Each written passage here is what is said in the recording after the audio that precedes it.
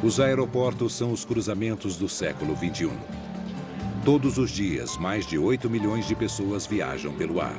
São mais de 3 bilhões de passageiros por ano. Nós vivemos em uma época em que as viagens aéreas estão ao alcance de quase todos os habitantes do planeta. Este volume de viagens só é possível por causa de uma coisa: o avião a jato. Jatos decolam a cada segundo de todos os dias. Alguns têm 2 motores, outros têm 4. São fabricados pela Boeing, Airbus, Embraer, Bombardier, entre outros. Grandes ou pequenos, independente de companhia aérea, quase todos os aviões têm o mesmo desenho. As asas inclinadas para trás da fuselagem, com os motores a jato fixados embaixo. É um design tão perfeito que pouco mudou em mais de 60 anos, durante toda a era do jato. A história de como os aviões comerciais modernos foram criados envolve 3 jatos da Boeing e segredos descobertos em uma floresta da Alemanha no final da Segunda Guerra Mundial.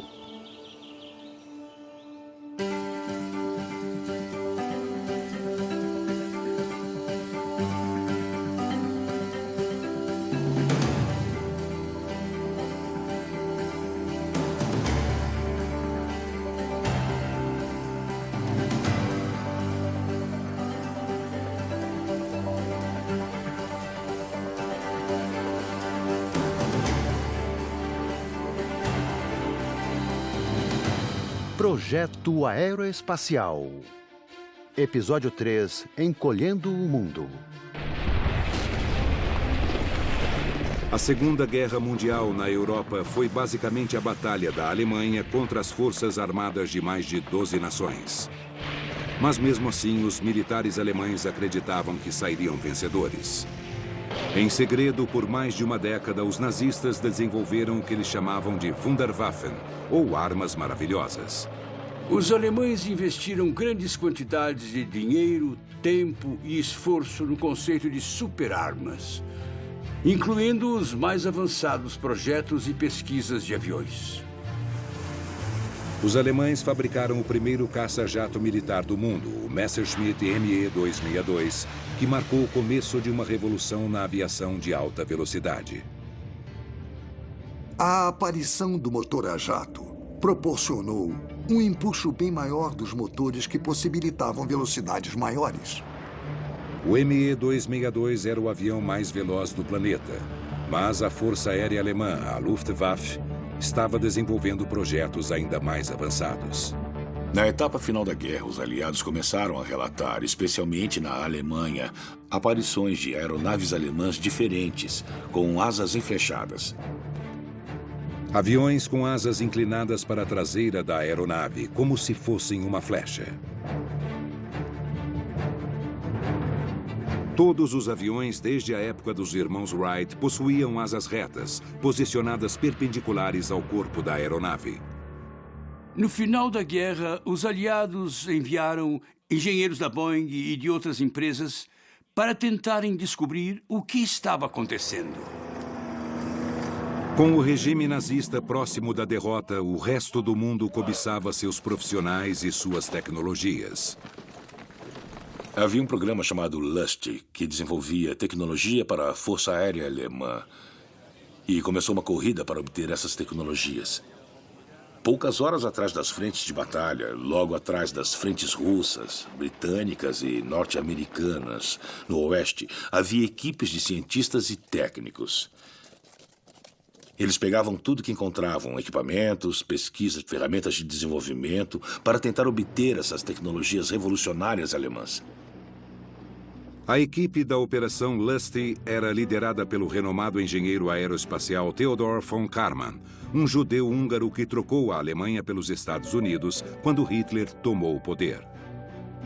A Força Aérea dos Estados Unidos pediu que von Karman reunisse os maiores gênios da aviação americana para a missão. Entre eles estava o chefe de aerodinâmica da Boeing, George Scheider. A equipe varreu a área procurando o que havia sobrado dos centros de pesquisa aeronáutica nazistas. Eles se depararam com um estabelecimento de pesquisas avançadas, escondido no meio da floresta. Era um lugar tão bem escondido que, durante a guerra, as forças aliadas nunca viram. Para os engenheiros, parecia um paraíso. Eles mal acreditavam no que viram. O lugar foi tão bem camuflado que havia vegetação plantada nos telhados. E algumas cegonhas chegaram até a fazer ninhos no mato dos telhados. E ninguém nas Forças Armadas dos Estados Unidos havia ouvido falar desse estabelecimento, apesar de estar em operação há 10 anos. O local era conhecido como Völkenrode e era o maior centro de pesquisa aeronáutica da Alemanha. Eles encontraram um zelador que havia recebido ordens de Hitler para detonar essas instalações. Mas ele havia trabalhado com a equipe na construção e achava o lugar bonito demais. Então ele não detonou o local e levou a equipe dos aliados ao cofre onde todas as informações estavam guardadas. Nas instalações, havia uma quantidade incrível de informações sobre aviação que ninguém nos Estados Unidos conhecia. Havia laboratórios, tanques de combustível de jato, eles tinham 7 túneis de vento e um projeto revolucionário de asas enflechadas. E as asas enflechadas foram a característica que mais chamou a atenção dos norte-americanos. O design de asas enflechadas sugeria que os alemães haviam resolvido o problema que desafiava os britânicos e os norte-americanos, que sabiam fabricar motores a jato, mas não conseguiam construir aviões que tirassem proveito deles. O problema era que se você colocasse motores a jato em um avião tradicional com asas retas, o avião alcançaria velocidades em que o fluxo de ar por cima das asas atingiria velocidades supersônicas. Mesmo com o avião abaixo da velocidade do som, isso causaria uma grande trepidação nas asas, então seria muito difícil controlar o avião. Ele perderia sustentação e tudo mais. Mas inclinando as asas para trás, os alemães conseguiram diminuir o choque frontal do fluxo de ar nas asas. E assim o avião podia tirar proveito máximo dos motores a jato. Os dados sobre as asas enflechadas não foram a única surpresa que os norte-americanos encontraram em Völkenrode. Eles também conheceram o diretor do projeto, Adolf Bussmann, um dos maiores especialistas em aerodinâmica da Alemanha e ex-colega de von Karman antes da guerra. Bussmann ficou surpreso ao ver os norte-americanos espantados com as asas enflechadas. Em 1935, o Adolf Bussmann apresentou um estudo sobre voo em alta velocidade em uma conferência internacional de aeronáutica que ficou conhecida como Conferência de Volta. Quando os aliados conversaram com Bussmann, ele comentou que havia feito uma apresentação sobre asas enflechadas, mas os norte-americanos haviam esquecido. Os maiores especialistas em aerodinâmica do mundo compareceram à conferência, incluindo o próprio von Karman. Poucas pessoas prestaram atenção na apresentação dele, mas os alemães prestaram muita atenção. E, um ano depois, eles esconderam o conceito de asas enflechadas e começaram uma série de pesquisas de laboratório e túneis de vento com asas enflechadas. George Scheider imediatamente enxergou a importância da pesquisa desenvolvida em Völkenrode. Ele escreveu uma carta para os seus colegas da Boeing falando: é melhor ligarem o túnel de vento e testarem esse conceito, porque esse é o segredo da velocidade dos aviões alemães. A Boeing estava competindo com outras 3 companhias para produzir a próxima geração de bombardeiros norte-americanos, um jato. Ele seria chamado de B-47. Por quase 2 anos, a Boeing trabalhou em um projeto com asas retas. O George Scheider tomou a decisão ousada de interromper imediatamente todo o projeto do B-47 que estava em desenvolvimento e modificou o seu design para o de um bombardeiro com asas enflechadas. Mas mudar o projeto para um jato com asas enflechadas era um grande risco. Ninguém tinha a menor ideia de como construir um avião com esse tipo de asa. Todo mundo sabia que esse avião poderia voar muito rápido, mas os engenheiros não sabiam como controlar tanta velocidade. Eles nem sabiam se seria possível controlar o avião. Já que havia um túnel de vento na fábrica, a Boeing passou uma infinidade de horas desenvolvendo as asas do B-47. Todo mundo sabia que as asas enflechadas eram a solução. Mas onde ficariam os motores? Até então, praticamente todos os aviões haviam sido projetados com os motores embutidos nas asas. A Boeing concluiu que isso seria muito perigoso, porque se desse algum problema e o motor a jato explodisse, isso poderia derrubar o avião. Os projetistas da Boeing tinham lembranças terríveis dos incêndios em motores que prejudicaram o desenvolvimento do bombardeiro B-29. Eles bolaram um conceito radical, era muito radical, de pendurar os motores embaixo das asas. O novo projeto deixaria os motores presos em suportes pendurados embaixo das asas em pequenos compartimentos. Acomodar os motores em compartimentos exigiu muito trabalho de desenvolvimento no túnel de vento para criar um design ideal. E o design precisava ser perfeito. Se ficasse um pouco fora do ideal, as consequências seriam desastrosas. Um dos fenômenos de aeroelasticidade mais temidos num projeto de aeronaves é uma coisa chamada flutter, quando as asas do avião começam a vibrar. Quando os engenheiros testaram uma maquete no túnel de vento, eles queriam ver se o avião era estável. Mas começaram a voar pedaços das asas para todos os lados. Parecia uma missão impossível, porque as asas balançavam mais do que gelatina. Então eles começaram um processo de tentar domar o avião. Um processo de tentativa e erro revelou que o peso dos motores, posicionados em pontos específicos das asas, anulava o fenômeno de flutter.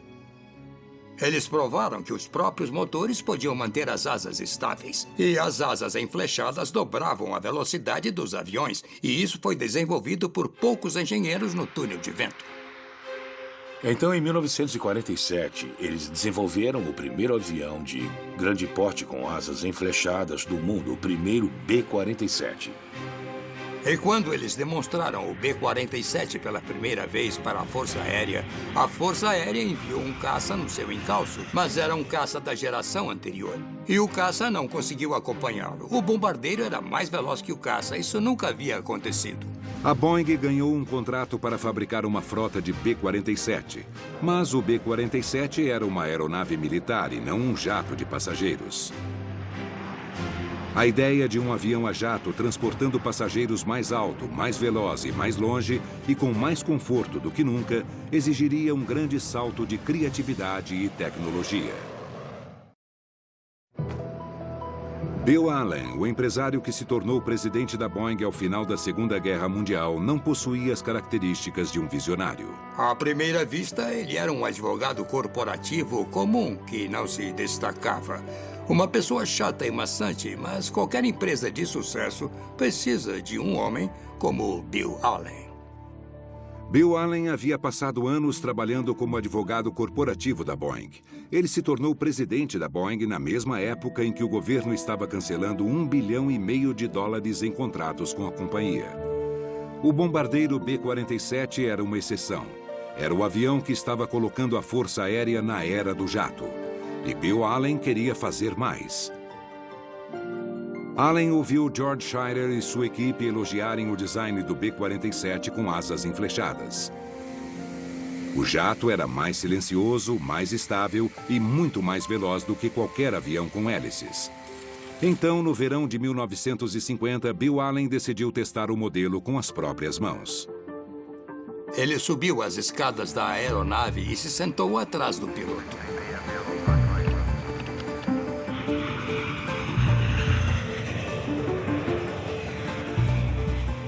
O B-47 levou Bill Allen a uma altitude milhares de metros acima da altitude de cruzeiro dos aviões de passageiros. E alcançou velocidades quase 2 vezes maiores, mais de 950 km por hora. Ele conheceu o jato na prática pela primeira vez. O voo foi muito silencioso e essa experiência foi reveladora para ele. O Bill Allen deu uma volta em um B-47. Ele precisava ver para acreditar. Ele sabia que os passageiros queriam aquilo. Se eu gostei, eles também vão gostar. Mas convencer as companhias aéreas de que os jatos de passageiros eram o futuro era outro desafio. As companhias não queriam abandonar suas frotas de aeronaves movidas a hélices. E os passageiros ainda estavam receosos com os jatos. Havia muito ceticismo e até um medo de viajar em jatos. O público achava que esses aviões eram velozes demais para transportar pessoas comuns. As pessoas tinham medo de viajar em aviões que usavam uma tecnologia relativamente nova e pouco testada. E é claro que os acidentes com os Comets britânicos aumentaram o medo das pessoas de voar em jatos comerciais. Os britânicos foram os primeiros a aceitar a ideia de um jato de passageiros. Em 1952, eles apresentaram um avião de 40 lugares, chamado de Havilland Comet. Apesar do belíssimo design, o Comet estava com os dias contados. Era uma máquina extremamente bonita, estilosa, uma maravilha dos céus. Mas ninguém na indústria da aviação da época sabia que havia uma falha na maneira como a fuselagem fora construída. Logo depois de começar a operar nos céus, o Comet sofreu uma série de falhas misteriosas e catastróficas. 3 Comets caíram, mas os acidentes não foram causados por causa dos motores a jato. Os aviões caíram porque o Comet tinha janelas quadradas em vez de redondas. E os cantos das janelas sofreram fadiga no metal.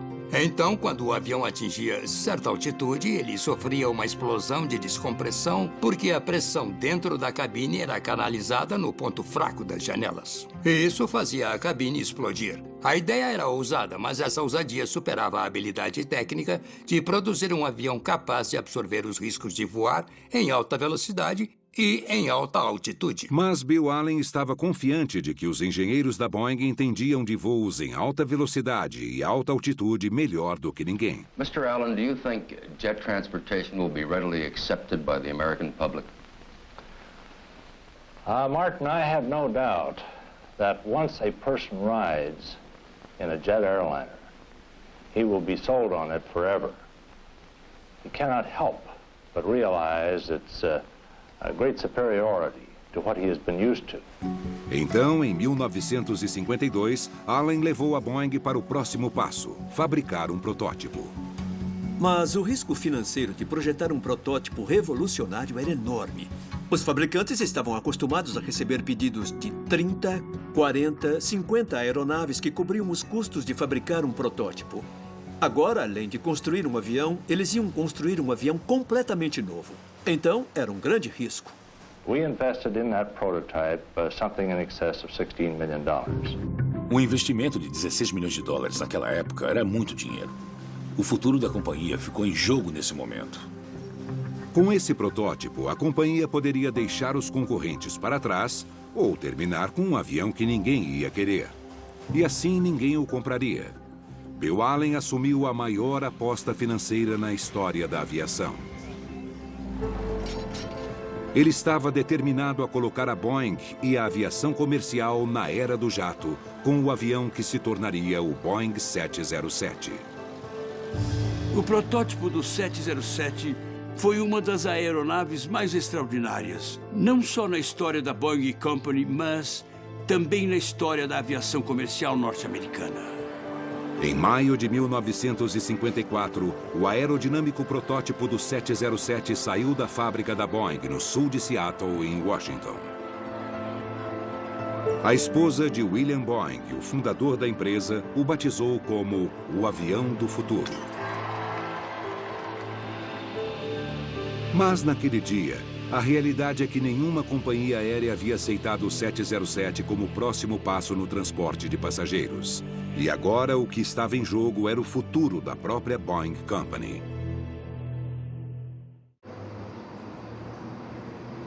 Um ano após seu lançamento, o 707 parecia um fracasso.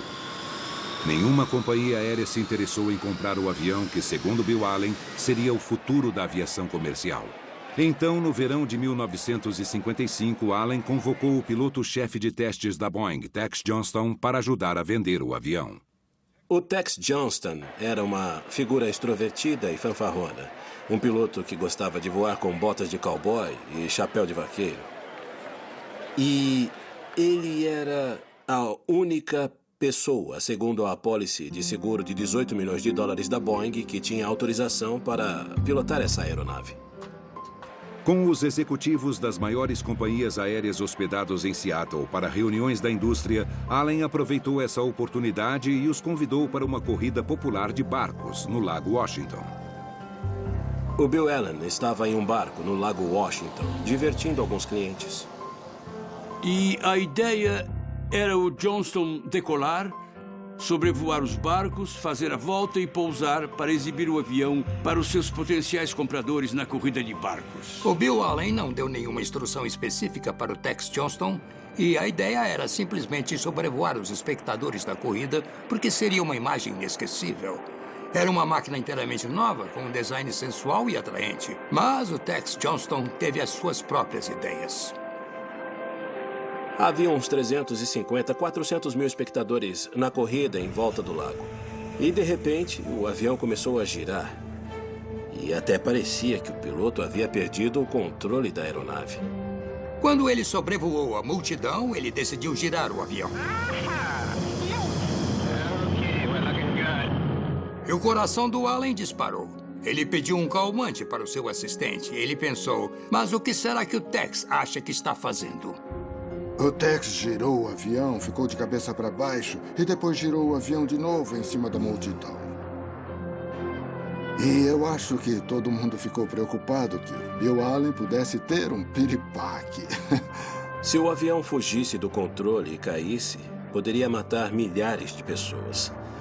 Mas mesmo se o avião caísse no meio do mato e não matasse ninguém, ele ainda iria matar a companhia. A lenda diz que depois da demonstração, o Bill Allen disse ao piloto: "O que você acha que está fazendo? A nossa empresa depende do avião que você girou no ar." E o Johnston olhou para ele e falou: "Você não queria que eu vendesse o avião?" A demonstração foi espetacular, mas os executivos das companhias aéreas ainda consideravam o salto para jatos comerciais arriscado demais.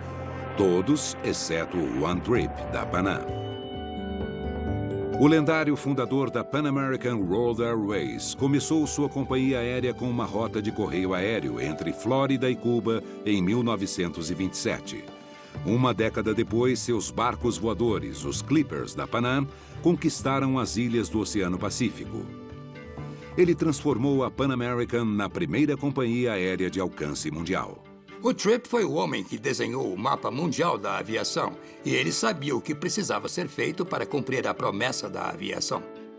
Ele era um gigante na indústria do transporte aéreo.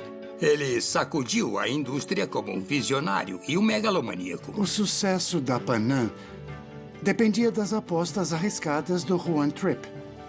Ele fez as apostas mais colossais que uma pessoa podia fazer. E ele fez isso várias e várias vezes. Tripp fez uma encomenda de 20 aviões 707, mas ele insistiu que a negociação permanecesse em segredo. A estratégia de Tripp era entrar na era do jato causando o máximo possível de comoção na indústria. Em outubro de 1955, houve uma conferência internacional de aviação em Nova York.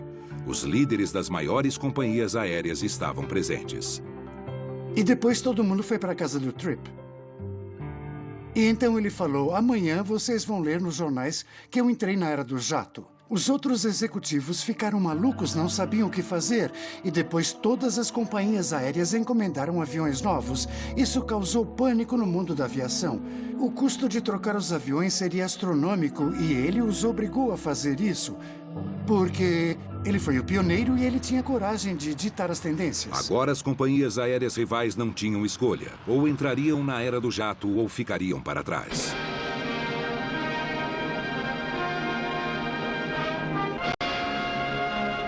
Welcome aboard the spacious cabin. Attractively decorated, air-conditioned but draft-free. Nós servíamos caviar e champanhe para os passageiros e o cardápio incluía rosbife e lagosta ao termidor, com 2 ou 3 entradas para as pessoas escolherem. E durante toda a viagem servíamos vinho de alta qualidade. Viajar em um 707 era quase como entrar em um clube do jato. Todo mundo queria viajar nele. Era popular. Os Beatles voavam de 707. Os Rolling Stones voavam de 707. Então, todo mundo queria voar de 707. Frank Sinatra cantava Come Fly With Me. E isso criou uma aura, um mistério, uma mágica. A era do jato é um bom exemplo de marketing brilhante. A indústria do entretenimento vendeu a ideia. Para as companhias aéreas e para a Boeing, a arriscada aposta de Bill Allen rendeu grandes frutos. Em um ano, o tráfego de passageiros pelo Atlântico Norte mudou completamente. Agora, havia mais pessoas cruzando o Oceano Atlântico pelo ar do que pelo mar. O avião a jato superou séculos de travessias marítimas intercontinentais. Alguma coisa nova na vida das pessoas estava prestes a acontecer. A versatilidade dos aviões a jato permitiu que o mundo todo começasse a viajar. Com sua personalidade grandiosa, Juan Trippe declarou: em uma única tacada, nós encolhemos o planeta. Mas Juan Trippe e Bill Allen queriam mais.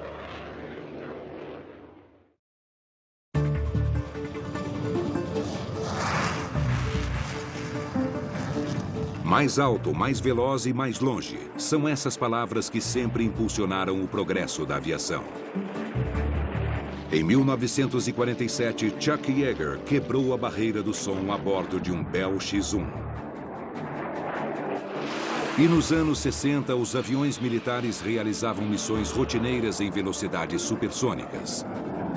Mas jatos comerciais supersônicos, conhecidos pela sigla SST, que pudessem transportar passageiros entre continentes, cruzando oceanos em poucas horas, ainda faltavam nos céus.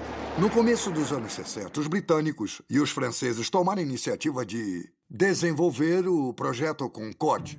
O Concorde seria o primeiro jato supersônico de passageiros. A administração Kennedy debateu se os Estados Unidos deveriam desenvolver seu próprio SST, maior e mais veloz, que pudesse desbancar o Concorde. Mas o presidente Kennedy já havia assumido o maior, mais caro e mais desafiador compromisso tecnológico da história dos Estados Unidos: a missão de enviar o homem à Lua. Ele não queria se comprometer com o transporte supersônico de passageiros.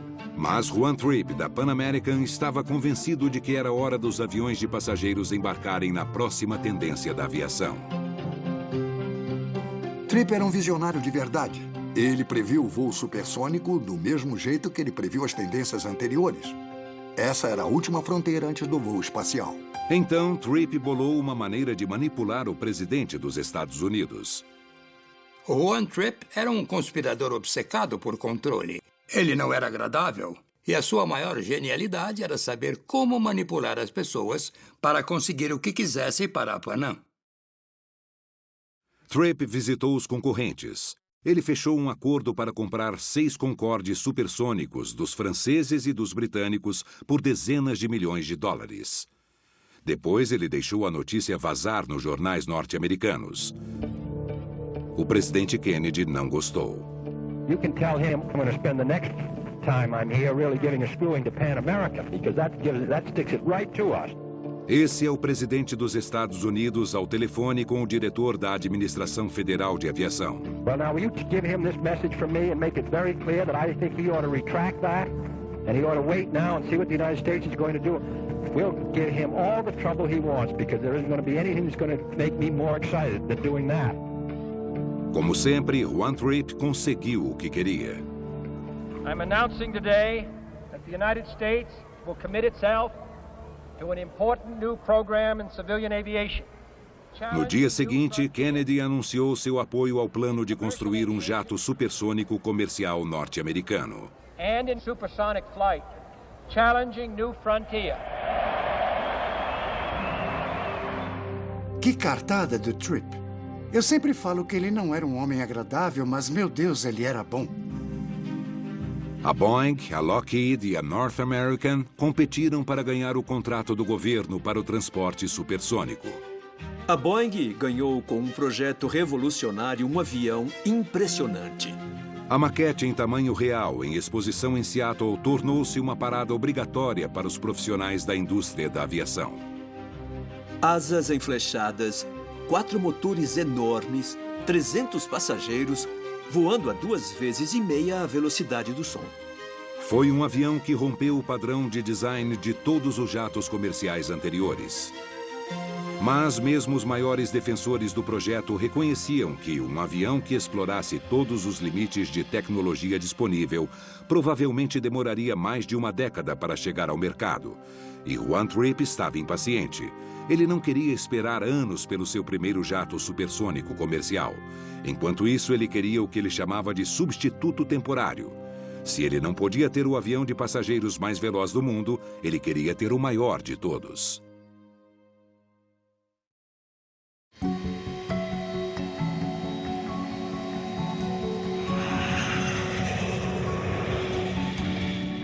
O 747 foi um grande compromisso com o futuro do transporte aéreo que ninguém na indústria da aviação havia sonhado até então. Ninguém conseguia imaginar um avião tão grande voando para todos os cantos do mundo. O maior avião daquela época era o Super DC-8, que transportava 250 pessoas. Mas o 747 iria transportar 400 passageiros. Seria um grande salto em dimensão. A maioria dos executivos das companhias aéreas ficou chocada com o conceito desse avião. Como eles iam ocupar tantos assentos? Juan Trippe estava convencido de que se ele tivesse um modelo comercial com o dobro de assentos de um 707, a Pan Am lotaria os aviões e reduziria ainda mais o custo das passagens. Então, Trippe mais uma vez procurou a Boeing e seu grande amigo, o presidente da companhia, Bill Allen. Ambos tinham mais de 60 anos e se aproximavam do fim de suas longas e renomadas carreiras. O 747 literalmente nasceu depois de uma conversa entre esses dois homens em um iate. E o Juan Trippe disse, se você fabricar, eu compro. E em seguida o Bill Allen falou, eu fabrico se você comprar. Então, o projeto nasceu de um aperto de mãos, nada mais do que isso. Juan Trippe assinou o maior contrato na história da aviação comercial, encomendando 25 jatos 747. Tanto a Boeing quanto a Pan Am apostaram tudo nessa aeronave. As duas quebrariam se o projeto fracassasse. Além de comprometer a Boeing a gastar bilhões de dólares no desenvolvimento do 747, Bill Allen prometeu a Trippe que entregaria os aviões em menos de 4 anos. Quando Trippe e o Allen apertaram as mãos, eles sabiam do tamanho do desafio, mas não se importaram. Eles queriam assumir essa missão. Os detalhes chatos sobre o projeto seriam responsabilidade de outras pessoas. O trabalho de transformar a visão da dupla em realidade caiu nos ombros de um engenheiro chamado Joe Sutter. Sutter trabalhava com jatos desde que havia entrado na empresa, quase 20 anos antes. O Joe Sutter era uma pessoa muito discreta. Ele era o gênio nos bastidores. Mas ele era um engenheiro extremamente profissional, habilidoso e comprometido, com quem todo mundo podia contar. Ele é modesto sobre a sua contribuição à indústria da aviação. Em relação ao 747, ele diz que era o único engenheiro disponível porque os mais inteligentes estavam fabricando o SST. O Juan Trippe queria uma aeronave 2,5 vezes maior do que o jato comercial em operação, o Boeing 707. Então, era um grande salto adiante. Não era um desafio simples. It's going to be the best flying airplane that Boeing will deliver. It will have a control system and an automatic control system that's going to be second to none. O 747 era um projeto que seria 2,5 vezes maior do que um jato 707. Mas não era só isso. Ele seria um avião completamente diferente. E eu acho que, na hora, ninguém além do Sutter enxergou isso.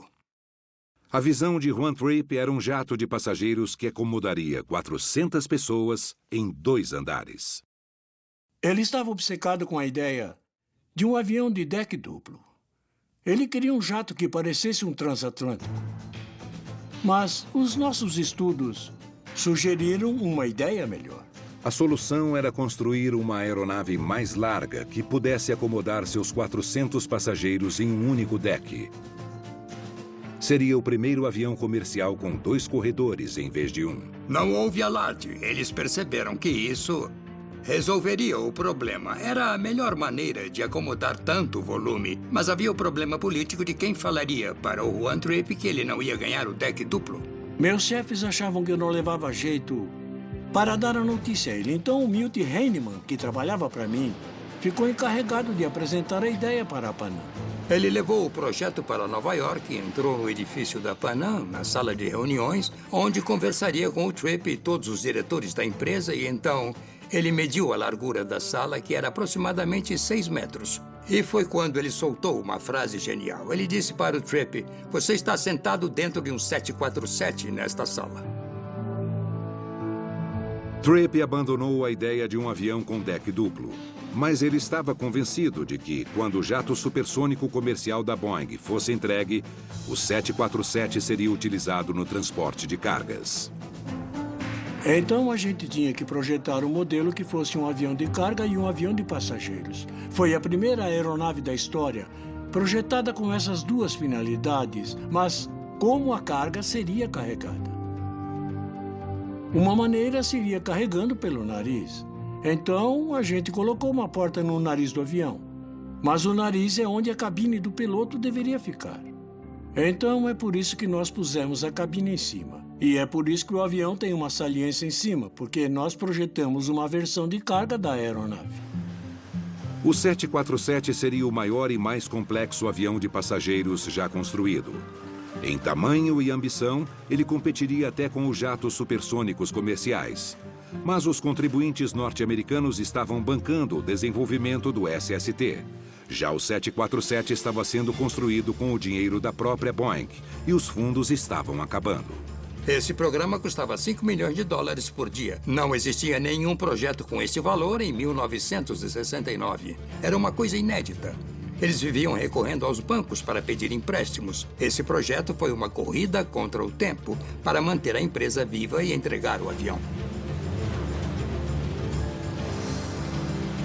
Havia muita pressão para reduzir custos. O Bill Allen convocou uma reunião antes de ir outra vez ao banco para pedir mais dinheiro. E a diretoria decidiu que eu tinha engenheiros demais e eles queriam que eu demitisse 1.000 engenheiros. Mas isso seria um desastre. Eu não podia dispensar 1.000 engenheiros. Na verdade, eu precisava de mais uns 800. Mas tem horas que a gente precisa arriscar tudo e tentar fazer um gol mesmo chutando no meio de campo. Eu tinha que tomar uma decisão. Eu falo a verdade ou eu aceito a decisão deles? E eu falei a verdade, achando que aquele seria meu último dia na Boeing. Não foi o último dia de Joe Sutter na Boeing, e ele manteve seus engenheiros. Mas a promessa continuava a mesma: colocar o 747 nos céus em menos de 4 anos.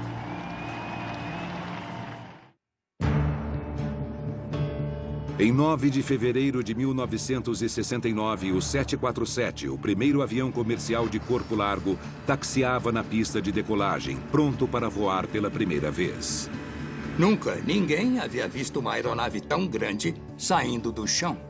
Qualquer fabricante de aviões pode te dizer que o verdadeiro teste é quando as rodas saem da pista de decolagem. Era comum ler publicações que falavam: "Eu não acredito que um avião tão grande consiga voar." O tamanho do Boeing 747 impressionava as pessoas. O teste reuniu uma multidão. Repórteres de vários países, clientes de companhias aéreas do mundo todo. Todo mundo esperando para ver o primeiro voo dessa incrível aeronave. Brian Weigel, Jack Weddell e Jess Wallach foram os tripulantes escolhidos para pilotar o 747. Nós três que realizamos o primeiro voo. Nós sabíamos que seria um momento histórico. E a nossa responsabilidade era voar direitinho. Havia muita expectativa. E foi uma manhã típica de Seattle com um pouco de umidade e de névoa. O avião acelerou pela pista e decolou de maneira impecável.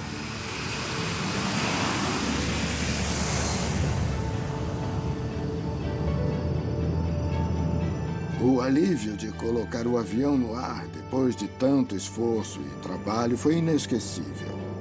Nós fizemos história. Naquele momento, nós três ficamos eufóricos de felicidade. It's a very usually flyable airplane, though, and it doesn't want to touch roll. Everything looks very normal on the right side, Jack. Beautiful. Quando passamos 3 anos trabalhando sem parar para terminar um projeto e vemos o projeto ter sucesso, nós sentimos muito orgulho do que conseguimos realizar. Eu senti que a equipe que trabalhou comigo fez um trabalho excepcional. Então, eu fiquei muito feliz. O Jack comandou o pouso. E eu acho que nós três pensamos a mesma coisa. Não vamos estragar isso.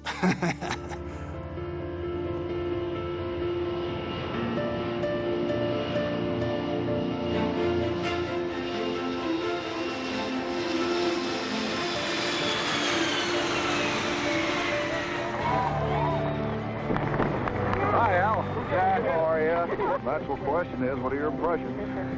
I guess this sounds complacent or something. That thing is just ridiculously easy to fly. It's just a pilot's dream. O 747 incorporava tudo o que a aviação representava. A ciência, a engenharia, a eterna busca por inovações. Todas essas características estavam presentes na gigantesca máquina de Joe Sutter. O avião que supostamente revolucionaria o design dos jatos de passageiros, o SST, nunca foi fabricado. Os custos subiram exponencialmente e o Congresso cortou o financiamento. A maquete foi parar em um museu. Quase meio século depois de seu primeiro voo, o 747 continua em produção e em operação por todo o mundo. É o avião comercial mais famoso da história e continua sendo um símbolo da era do jato e da promessa de um meio de transporte para todos. Esse avião mudou o paradigma não só dos negócios, mas também do contato entre as pessoas. E, no fundo, tudo começou com a decisão de desenvolver um avião comercial a jato com asas enflechadas. Para mim, sendo um engenheiro aeronáutico, é incrível pensar que se passaram 60, 70 anos e eu acabei de voar de Bruxelas. Nesse caso, em um Boeing 777, que tem praticamente o mesmo design do B-47. Esse conceito de design foi tão bem feito que não há motivo para mudá-lo. Sabe aquela expressão... Não mexa no time que está ganhando? É por isso que esses aviões existem até hoje. Versão brasileira Vox Mundi.